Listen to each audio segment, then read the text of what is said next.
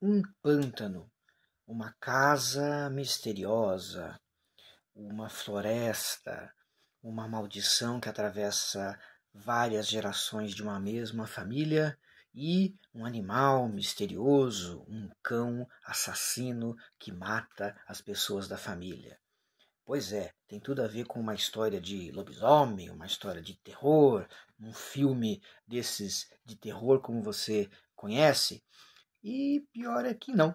Na verdade, é uma história do Sir Arthur Conan Doyle. É uma história de Sherlock Holmes. Pois é, nesse livro aqui, O Cão dos Baskervilles, o autor, Sir Arthur Conan Doyle, resolveu dar um pouquinho de imaginação às histórias do seu personagem, o Sherlock Holmes, o famoso Sherlock Holmes. É uma das poucas histórias do Sherlock Holmes, na verdade é a única história do Sherlock Holmes, onde o autor resolveu brincar um pouquinho com o tema sobrenatural. E é muito interessante porque geralmente o Sherlock Holmes, o personagem, investiga crimes. E o método de investigação dele todo mundo conhece. Raciocínio, dedução, pistas, muito focado na razão.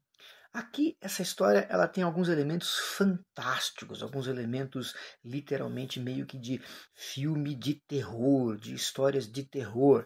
E o Arthur Conan Doyle, o criador do Sherlock Holmes, resolveu dar imaginação a essa história de terror.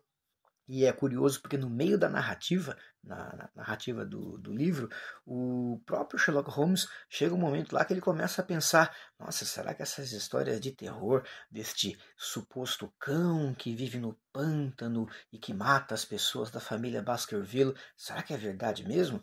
É quase como se o Sherlock Holmes, por um pequeno momento, começasse a duvidar da sua própria razão. Eu não vou dar spoiler nenhum, você vai ter que ler o livro, que aliás é uma delícia de ler. Tem uma versão moderna que eu estou deixando aí para você, de um seriado que foi atualizado. Aliás, quem fez a produção é a BBC britânica, muito legal, muito bacana, mas é um seriado atual, né? A história se passa na atualidade.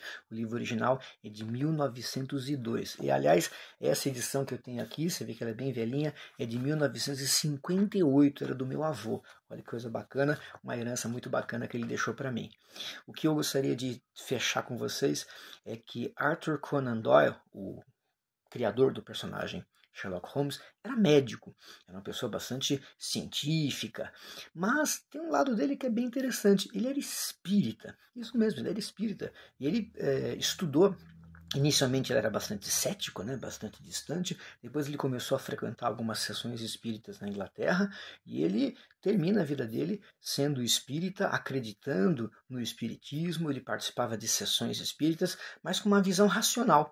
Então é muito interessante porque esse livro do Baskervilles, né, do Cão dos Baskervilles, de certo modo a trajetória do Sherlock Holmes, que é muito racional, e nesse momento ele passa a acreditar em algo sobrenatural, não deixa de ser uma espécie de pimentinha, uma pistazinha da própria visão do autor, o Sir Arthur Conan Doyle, que médico, racional, muito assim focado na ciência, ele passa a achar que o espiritismo era uma doutrina muito coerente, muito consistente e que não era em nenhum momento contrária à sua visão científica.